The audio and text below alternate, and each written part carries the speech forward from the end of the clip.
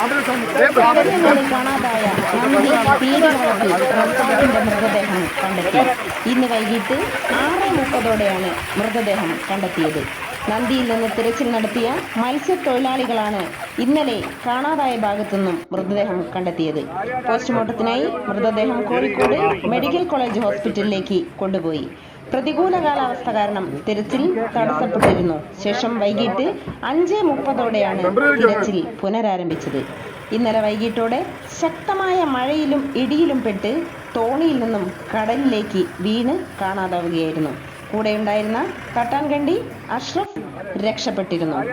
News desk sport Kerala news.